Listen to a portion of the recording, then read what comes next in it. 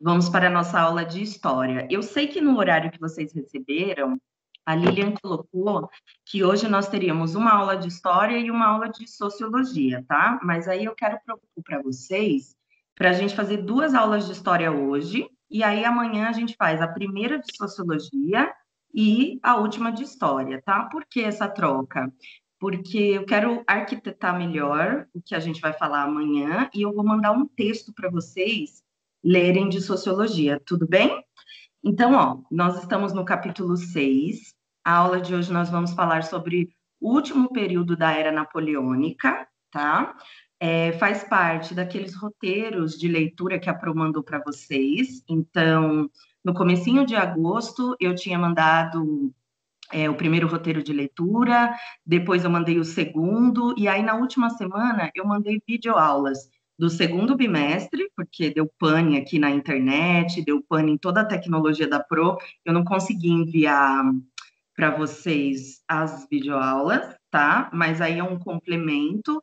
Eu até respondi o João que eu acho que eu escrevi errado no bilhete, falando que eram aulas do segundo e terceiro bimestre do sétimo ano, mas não eram, tá? Eram todos, perdão, todos conteúdos para vocês, tá? Bom, esse período histórico do oitavo ano, quando a gente estuda, nós percebemos que são só eras das revoluções, certo? Então, nós vimos no começo do ano as primeiras revoluções burguesas, entramos naquele tema do iluminismo, depois veio a Revolução Francesa, a Revolução Industrial, e agora, no terceiro bimestre, falamos também sobre a vinda, né, da corte portuguesa para o Brasil, e agora estamos falando do último período napoleônico. Então, a proposta é a seguinte para hoje: pegar esses roteiros de videoaula que a Pro passou por Schools e no Binóculo, e fazer a correção daquelas questões e também um comentário sobre algumas questões que eu não incluí nos roteiros de videoaula, tá? Então, lá no livro, no capítulo 6, acredito que do livro 3, né, do terceiro bimestre, na página 179, nós temos o texto sobre Napoleão e a Europa. A gente começa a ver o contexto do final do século XIX e as transformações que vão ocorrer nesse período, que são ímpares para entender a história nesse nosso período atual, tá? E aí, lá na página 179, eu estou olhando aqui para o lado porque o livrinho está aqui, tá? Minha colinha está aqui do meu lado. Havia uma pergunta, havia um mapa, né, falando sobre a Europa na era napoleônica, e nós temos a seguinte pergunta, que foi a pergunta que eu pedi para vocês responderem. Observe o mapa. Quais países e reinos foram dominados pela França e quais estavam submetidos ao bloqueio continental? Então, assim, o Napoleão, ele ingressou numa campanha expansionista. O que isso significa? Que ele estava conquistando territórios e tentando dominar e impor a sua política. Tanto que é essa política expansionista que vai trazer, que vai obrigar, né, a corte portuguesa a se mudar para o Brasil, mudar o status do Brasil de colônia para metrópole, né? E aí o pessoal lá em Portugal ficou bravo e essa situação foi revertida. O bloqueio continental, a qual a pergunta se refere, é o principal motivo da transferência da corte portuguesa para o Brasil, certo? Mas vamos analisar o mapa, tá? Da página 179. Então, a gente tem a legenda aqui bem pequenininha, que nos mostra as fronteiras desse bloqueio, tá? Em verde, nós temos o Império Francês em 1811. Em amarelo, os países que dependiam da França, e aí a gente já vai falar um pouquinho dessa dependência. E em roxo, os países que eram aliados à França, tá? A pergunta: quais são os países que fizeram parte, foram dominados pela França e fizeram parte do bloqueio continental? Esse bloqueio continental, gente, é o seguinte: como Napoleão ele estava querendo impor suas políticas, impor o seu domínio sobre esses países europeus, para tentar bloquear ou quebrar a Inglaterra economicamente, ele impôs a essas nações, a qual ele invadiu territorialmente, que os produtos vindos da Inglaterra, que já era um país industrializado nesse período, e tinha uma produção de bens de consumo enorme, vendiam para muitos países, ou seja, a economia dependia desse comércio, é, desse comércio internacional. Napoleão impôs uma sanção de que os países não comprassem mais esses produtos da Inglaterra, e isso enfraqueceria economicamente a Inglaterra e também favoreceria a venda dos produtos franceses, ok? Então, a resposta, eu vou falar a correção nas nossas aulas e pretendo conseguir enviar também por escrito essas correções pelo Schools ou pelo binóculo, mas caso eu não envie, porque eu também preciso enviar atividade contínua para vocês, caso eu não consiga enviar, pode reassistir o vídeo que vai estar lá no YouTube, no nosso canal de História, tá bom? Então, a resposta da questão na página 179 é: os países e os reinos dominados pela França eram o o Reino da Espanha, a Suíça, o Reino da Itália, Reino de Nápoles, Reino da Holanda, Grão-Ducado de Varsóvia e Confederação do Reno, uma parte de principados alemães estipulada por Napoleão. As tropas francesas anexaram ainda diversos territórios europeus, como a Etrúria, os Estados Papais, Córcega, entre outros. Além dos aliados e dos territórios anexados, o bloqueio continental imposto por Napoleão tentou separar a economia britânica da de outras nações que não eram dominadas pela França, como, por exemplo, Portugal, a Rússia e os estados e os reinos, da Dinamarca, Noruega e Suíça, tá? Então, a gente está vendo o movimento expansionista e do bloqueio continental do Napoleão em relação à Europa. Alguma dúvida até aqui? Sim? Não? Pode falar, viu? Não. Tudo tranquilo, né? Então, vamos... Oi, falem. Alguma dúvida? Não. Então, tá bom. Bom, na página 180, então, pode mudar de página aí, tá? A Pro vai passando com vocês, igual a gente fazia na nossa aula presencial, tá? Eu vou fazer um comentáriozinho e aí a gente vai fazendo a correção.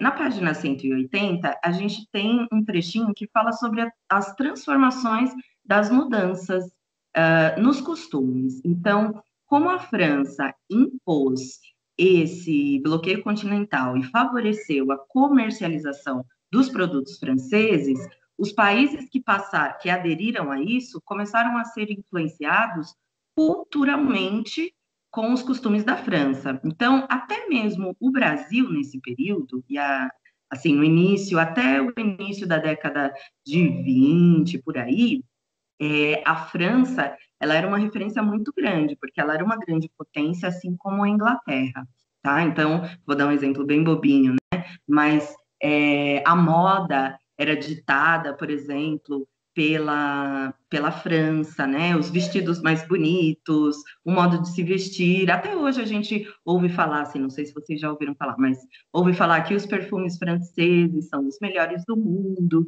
Isso tudo é uma influência que veio dessa era napoleônica, tá? Existe uma coisa muito importante sendo dita aqui na página 180, que foi a divulgação dessas ideias, que também são chamadas de ideias burguesas, através do Código Civil Napoleônico.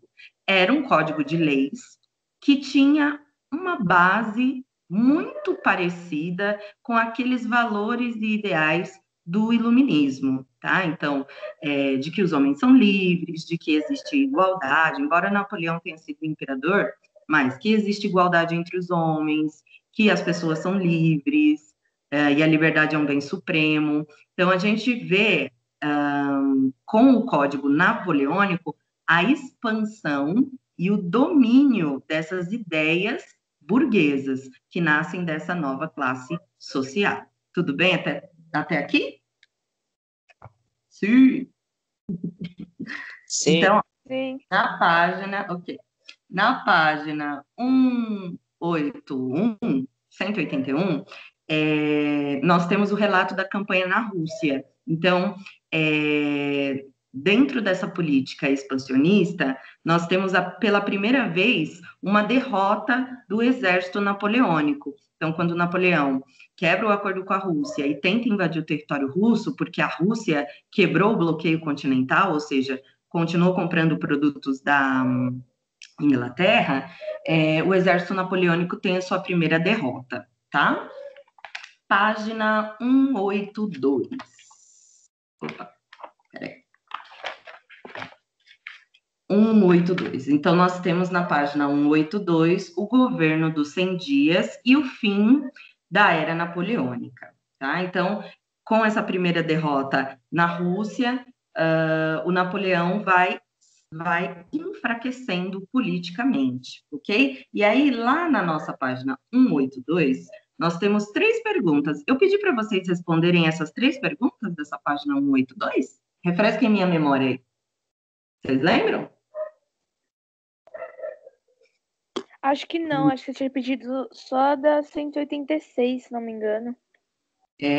Tá bom, não tem problema. Então, como eu disse, se eu pulei, então agora eu vou voltar só para a gente fazer uma revisão no que foi falado até aqui, tá bom? Então, lá na página 182, nós temos 3 questões, que mesmo se a Pro não pediu, é importante a gente ter as correções. Pode ser que caia na atividade contínua, uma dessas questões, por exemplo, e aí vocês vão ter o material da videoaula para estudar também, tá bom?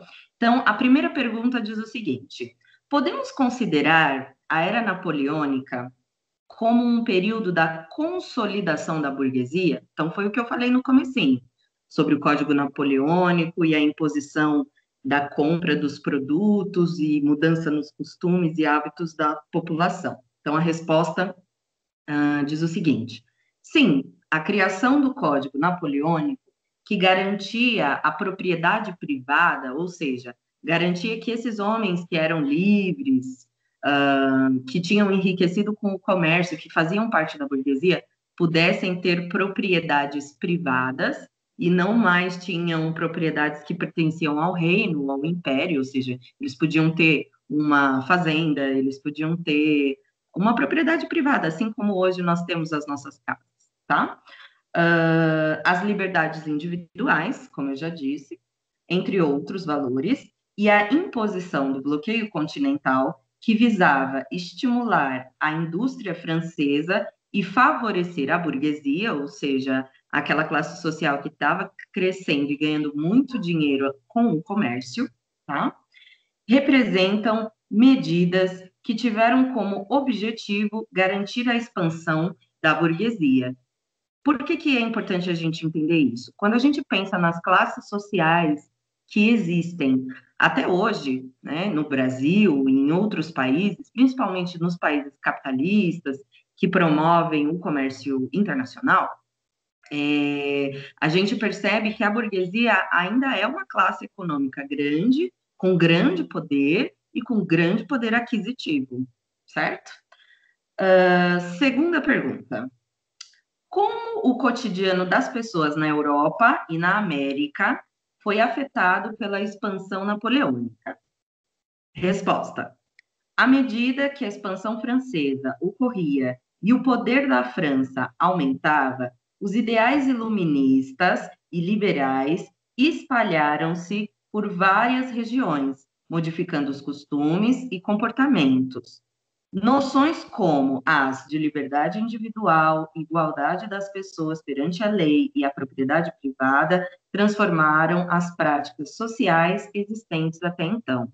Por quê? Porque quando a gente tem aquela ideia de que existe um reino, um império, né? Aquela ideia que a gente viu lá no primeiro bimestre do antigo regime, as terras, as propriedades não eram particulares, não eram privadas, eram do rei, né? Todo o reino, todas as terras do reino pertenciam ao rei. Então, todas essas ideias iluministas que nasceram lá um pouquinho antes da Revolução Francesa, elas vão influenciar todas essas revoluções, toda essa era de revoluções, que são as chamadas revoluções burguesas, porque a burguesia vai se apropriar desses valores para ter poder de decisão, como a gente já falou várias vezes, e para garantir uma série de direitos, tá? Terceira questão.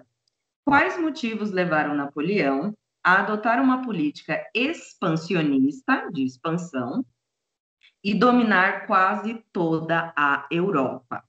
Resposta.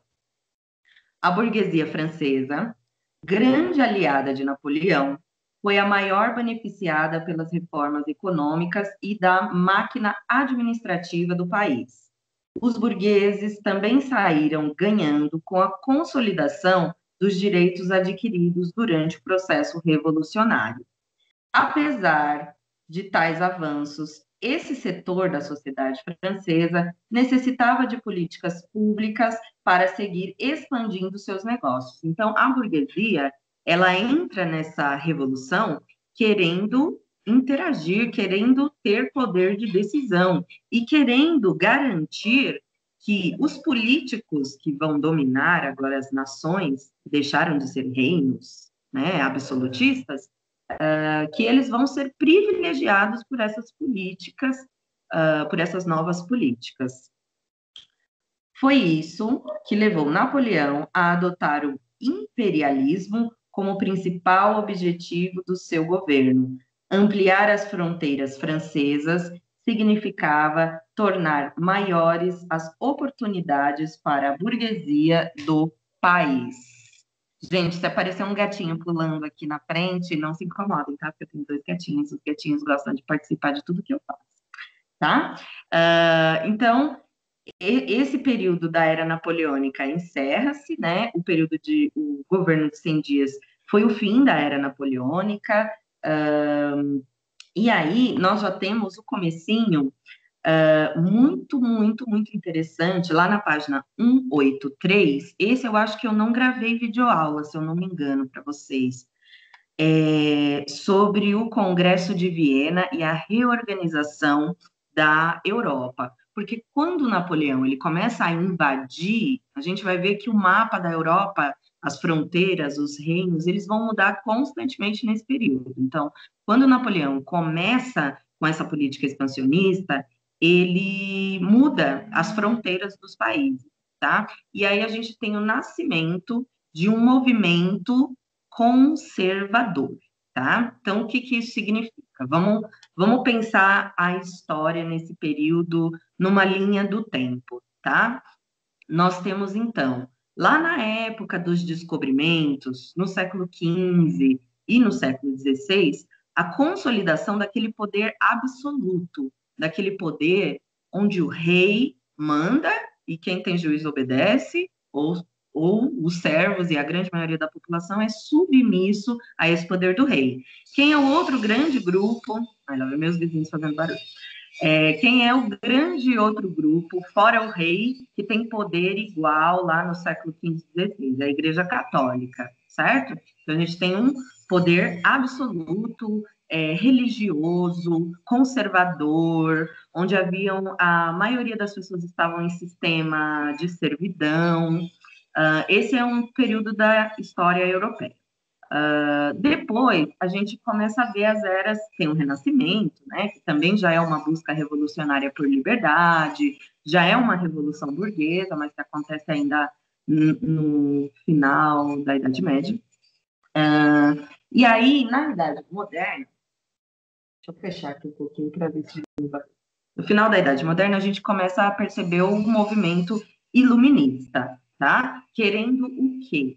Querendo acabar com esses monarcas absolutos, querendo extinguir esse tipo de poder absoluto de um só membro da sociedade para todos os demais. Então, vem esses valores da igualdade, da liberdade, entre outros que a gente citou, tá?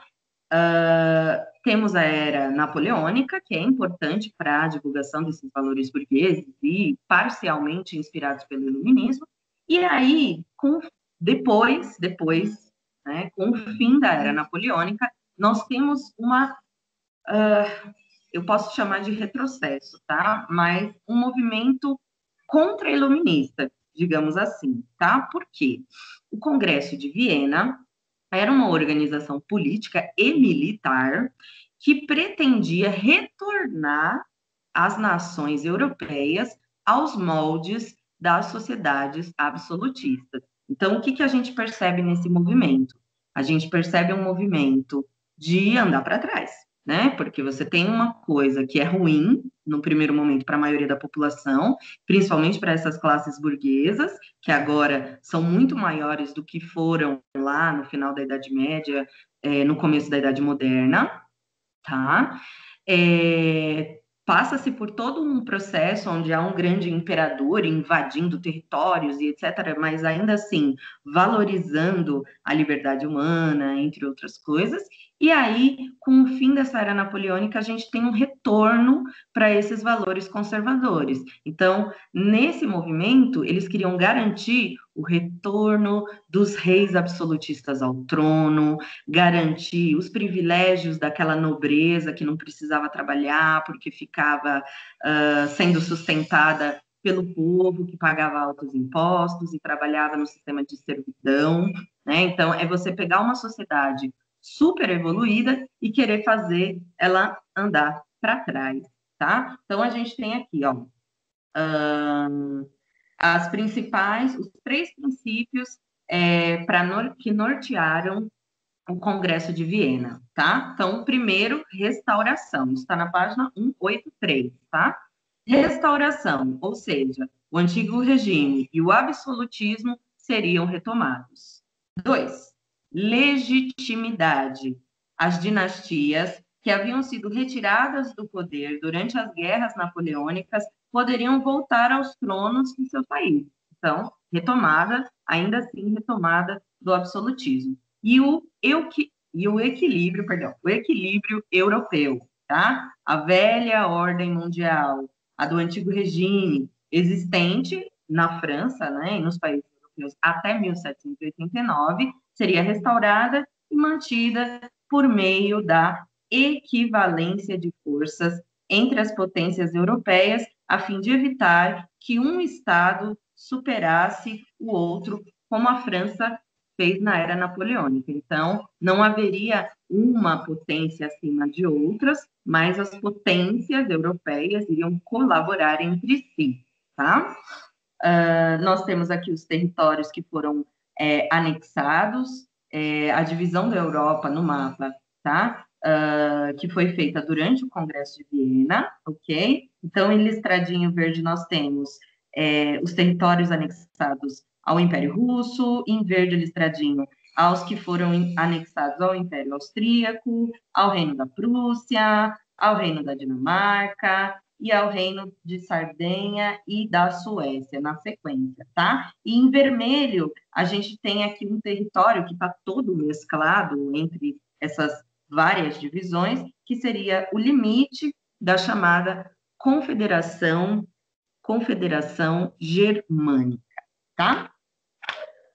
Vamos lá, página 184. Então, como a Pro disse, o Congresso de Viena era uma organização política, mas era também uma organização militar, tá? Qual era a organização militar? Era a Santa Aliança. Então, a gente tem um trecho que diz o seguinte, tá? No início da página 184. Em um desdobramento do Congresso de Viena, foi formada em 1815 a Santa Aliança. Inicialmente, essa organização reunia a Prússia, a Rússia e a Áustria, que eram reinos cristãos e com tendências absolutistas, que saíram vitoriosos contra a França napoleônica. O princípio, os objetivos da Santa Aliança eram contra-revolucionários. Então, como a Pro disse, eram contra essas ideias revolucionárias que nasceram lá com o Iluminismo e com a Revolução Francesa. E aí é o que segue aqui na nossa leitura, né? Então, contra-revolucionários, isso é, instituir-se como uma reação das forças conservadoras contra os princípios que haviam motivado a Revolução Francesa na Europa e outras rebeliões nas colônias pertencentes a diversos reinos europeus. Os países membros da Santa Aliança, que depois de 1818 passou a contar também com a participação da França, tinham como meta intervir militarmente nas regiões em que surgissem movimentos liberais e nacionalistas. Então, caso em alguma nação surgisse um grupo revolucionário que quisesse derrubar um desses governos monárquicos absolutistas, entraria o exército da Santa Aliança para intervir e impedir que esse movimento acontecesse, tá? Outra missão que caberia aos membros da Santa Aliança era promover na Europa e em outras partes do mundo os valores cristãos. Então, era uma volta da imposição da religião católica, tá? Aqui ele fala cristã, mas mesmo sabendo que nesse período já existiam outras religiões cristãs, que a Igreja Católica já havia sofrido com a reforma, contra-reforma, etc., tá? Era um retorno dos valores absolutistas do antigo regime, tá? Então, e um dos principais pilares, como eu disse no começo, era a consolidação e o poder da Igreja Católica enquanto instituição. Aí nós temos uma pergunta na questão 184, tá? A questão 1, que diz o seguinte: explique com suas palavras o que o Congresso de Viena e a Santa Aliança representavam com relação aos aspectos políticos, econômicos e sociais para a Europa napoleônica. Resposta: o Congresso de Viena e a Santa Aliança eram movimentos contra-revolucionários que pretendiam restaurar a ordem política, social e econômica existente antes da Revolução Francesa, ou seja, visavam recuperar o poder da monarquia, os privilégios da nobreza, a sociedade hierarquizada e estamental, entre outros aspectos. Gente, a Pro não tem lousa aqui, mas a gente sabe que toda organização social, desde os primórdios, ela é organizada em pirâmide, tá? Então, eu vou fazer assim para vocês lembrarem. A Pro sempre desenhava lá a pirâmide com várias, depois eu vou fazer uns desenhos aqui para vocês, para ficar mais fácil, tá? Aqui hoje é o primeiro dia, então estou me habituando aí. O que significa dizer que era uma sociedade hierarquizada e estamental, tá? Sociedade hierarquizada e estamental é aquela em pirâmide, onde você tem na base pouquíssimas pessoas com alto poder econômico e poder político, e na base a maioria da população sem direitos e empobrecida, tá? Quando a gente fala que essa sociedade que é hierarquizada em classes, tá? E ela é também estamental, o que significa estamental? É que ela é fixa, ou seja, quem era servo ou camponês, nascido em família de servo ou camponês, nunca poderia ascender, ou seja, mudar, subir de classe social, tá? Então, era esse retorno que eles queriam. Eles queriam que quem fosse nobre continuasse sendo nobre, quem faz parte da família real nasceu lá e tem por direito de nascimento o poder. Eles queriam um retorno a todas essas ideias conservadoras, ok?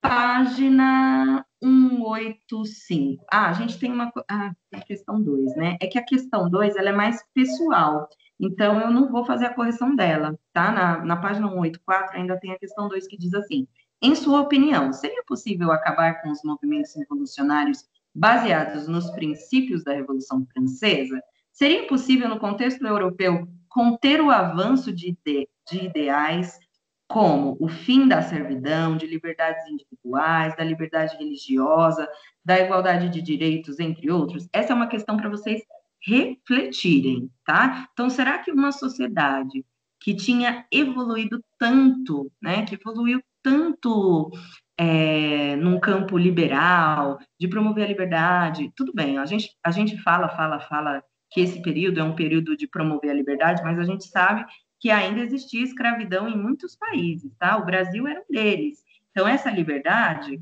é só para parte da população, né? Os homens brancos, novos burgueses enriquecidos com o comércio, tá?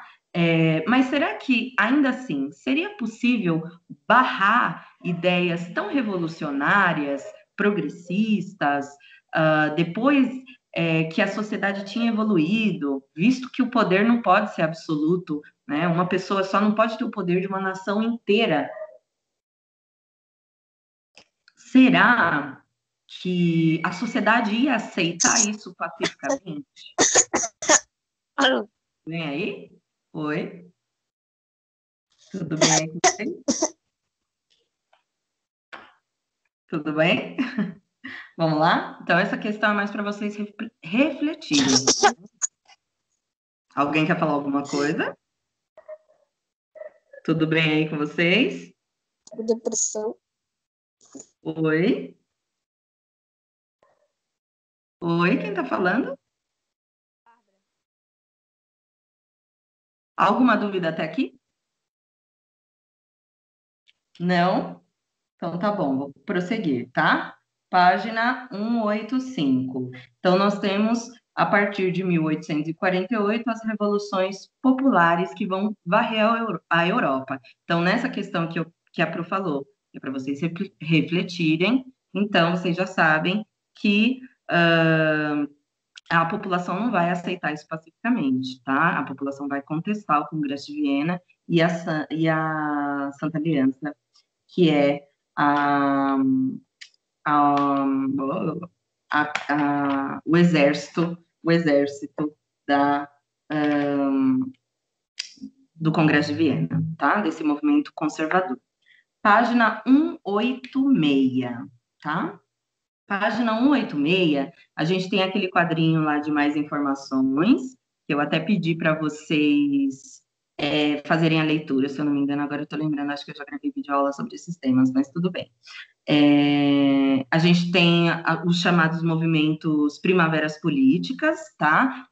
Para citar um exemplo mais contemporâneo de primavera política dos povos, primavera dos povos, a gente tem as revoluções que aconteceram ali no Oriente Médio, que começaram na Turquia, se eu não me engano, que foi o movimento chamado Primavera Árabe. Alguém já ouviu falar desse movimento político? Pode falar, tá? Sim, não. Aí, quando a Pro pergunta, vocês podem... Não. Não, Nunca ouviram ouvi falar. falar?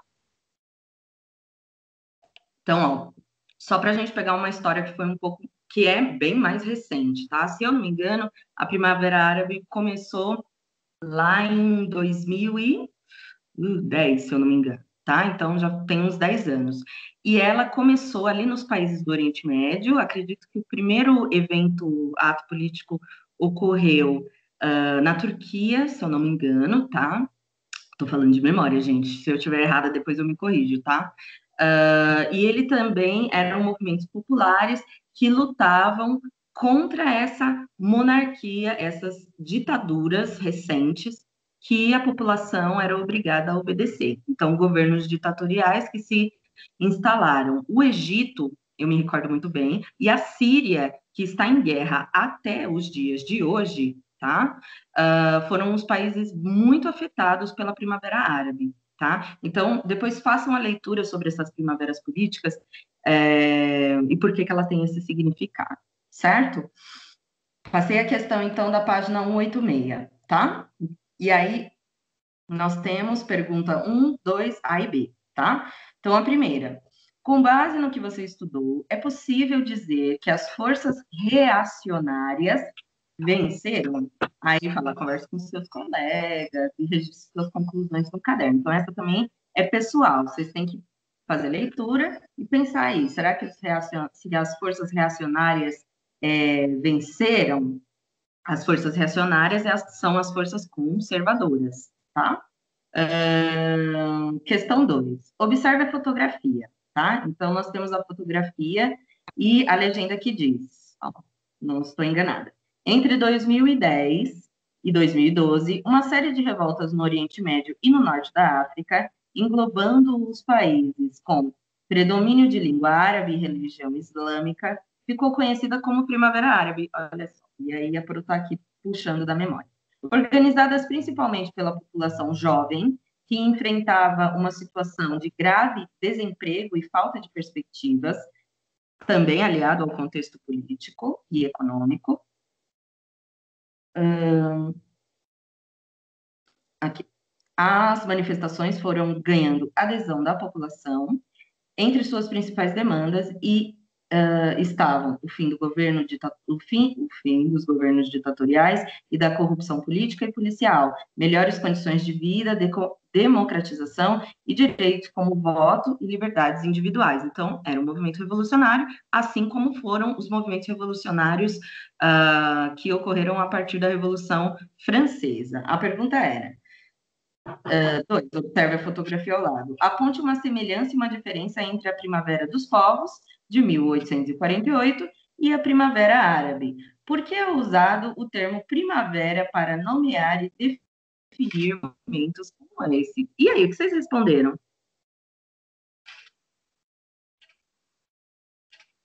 E aí, quem fez essa atividade? Que quer ler a resposta para a gente? Ambos fizeram revoltas, mas uma era por direitos iguais e o outro era por falta de emprego. Sim, ok. Quem mais? Obrigada, Ana, pela contribuição. De nada. Eu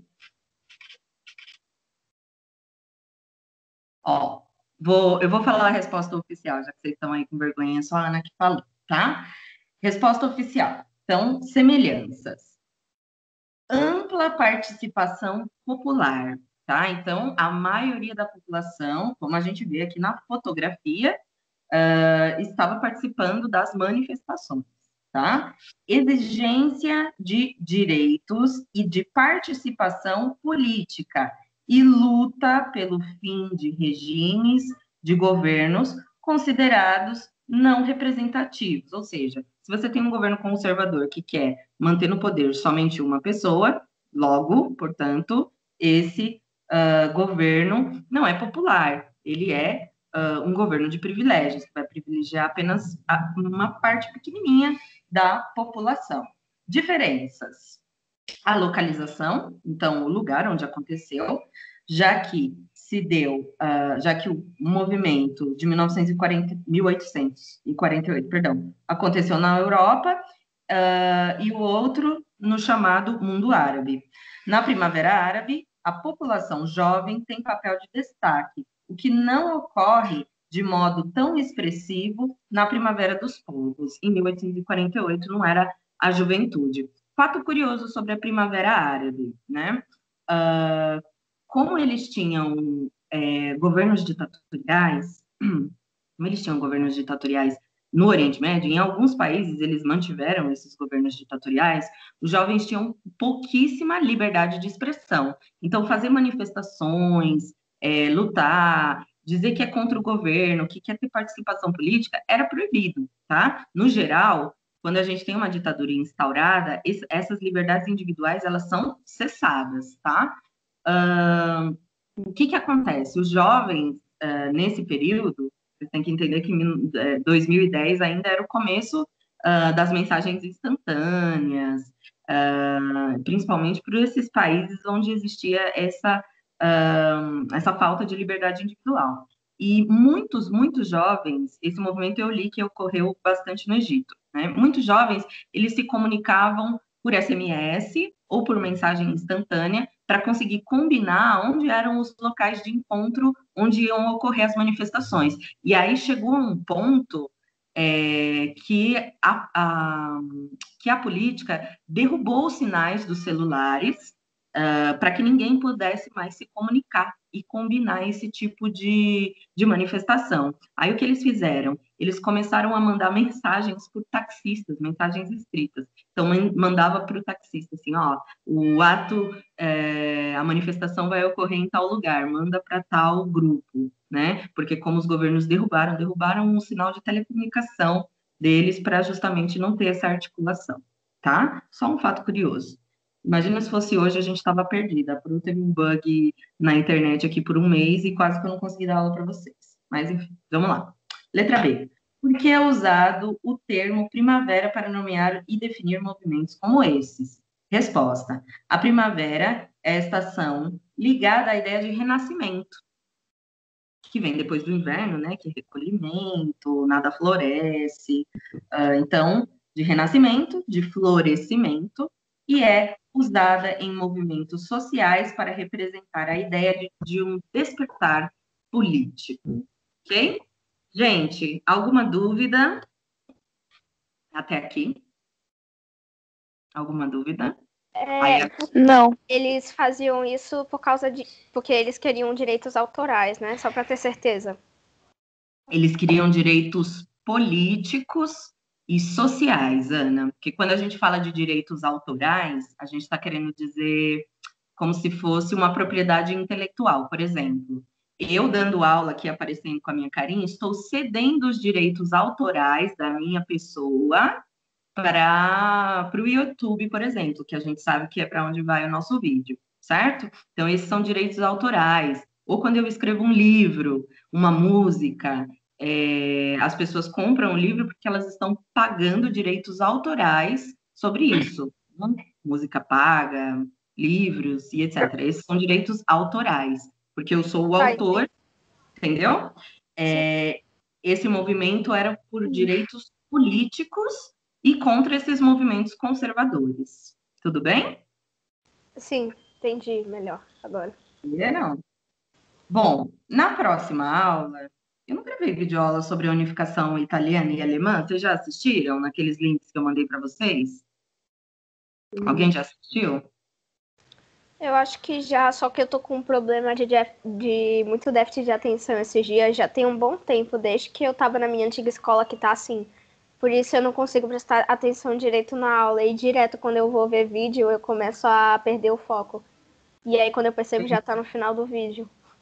Entendi, Ana. Ó, vou te dar uma dica que talvez te auxilie, tá? Eu sei que os meus vídeos estão muito chatinhos, porque a Pro fez uma leitura, tá? Por quê? Eu sei que o conteúdo da história é bem grande e o livro de vocês tem muito texto para leitura, então eu sei que é cansativo, a gente perde o foco mesmo.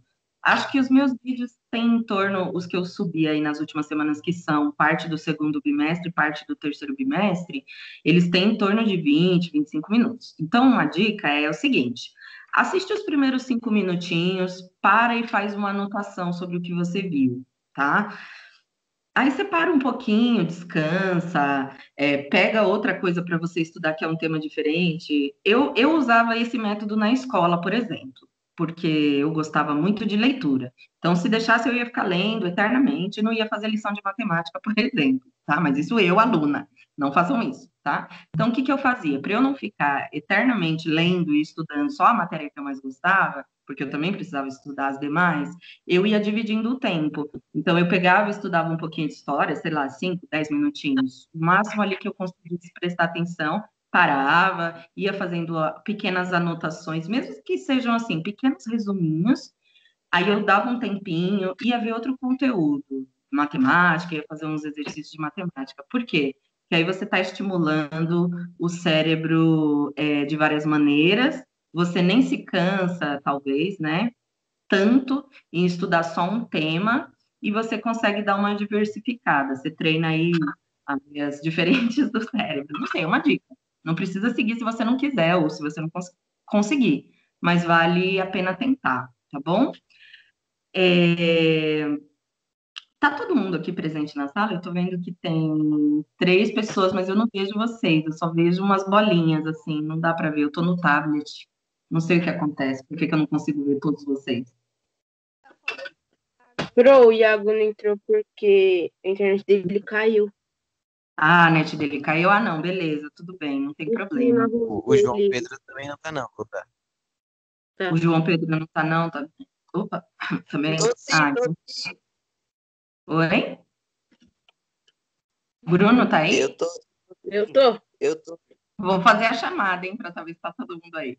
Não, tô brincando. Mais alguém tem alguma dúvida? Acho que esse conteúdo ele é mais tranquilo, assim. Só que eu sei que tem bastante leitura, então eu vou pegar nas nossas aulas e fazer assim, bem pontualmente. Amanhã, por exemplo, só vai ter 25 minutos de aula de história, tá? Então não vai ser essa aulona comprida. Eu vou pegar mesmo as questões para fazer a correção, para a gente ser bem objetivo, para também não ficar cansativo. Quando vocês quiserem falar, podem falar, por favor, não me deixem falando sozinha, tá? Para quem não assistiu, não tem problema, porque aí assiste depois no YouTube. Então, amanhã a gente vai falar sobre as unificações italiana e alemã, tá? Eu prometo que eu vou tentar mandar as atividades contínuas o quanto antes, para também vocês terem tempo, mas não precisa sair respondendo loucamente, tá? Não precisa ter pressa, vocês vão ter tempo para responder tudo, e eu vou explicando também a atividade contínua à medida que a gente for fazendo as aulas, tá? Eu vou usar os 2 últimos minutinhos só para falar uma coisa para vocês, tá? Eu fiquei muito feliz com o resultado de vocês nas atividades contínuas, então vocês estão de parabéns. Eu tentei seguir a ordem do livro mesmo, porque eu achei que seria mais fácil para vocês fazerem essas atividades. Se vocês tiverem alguma sugestão, fala assim, Pro, eu gostaria que você fizesse a atividade contínua desse jeito, ou que você fizesse uma aula desse jeito, ou que você fizesse uma aula sobre tal tema. Vocês podem me escrever ou me falar, tá bom? Que aí, na medida do possível aqui, eu tento corresponder, tá bom? Combinado? Uhum. Então, hoje à tarde Sim. eu vou mandar um textinho de filosofia, de sociologia, para vocês irem lendo, não é longo, é curtinho, tá? E aí eu vou falar sobre a mudança da temática do projeto, combinado? Sim. Só uma pena que eu não vi a carinha de vocês, tá bom? Mas tudo bem, não tem problema. Eu já estou aqui morrendo de vergonha de estar aqui nesse vídeo. Vocês não fazem ideia. Tá bom? Mas eu estou feliz de estar falando com vocês, ainda bem que deu tudo certo. Agora a nossa aula chegou ao fim. Tá bom? Amanhã a gente fala, então, da temática da unificação da Itália e da Alemanha, tá bom? Tá. Beijinhos. Tchau, tchau. Tchau, professora. Tchau, Tchau. professora. Tchau, professora. Tchau. Vou parar a gravação. Deixa eu descobrir como é que eu faço. Tá aqui. Achei. Tchau.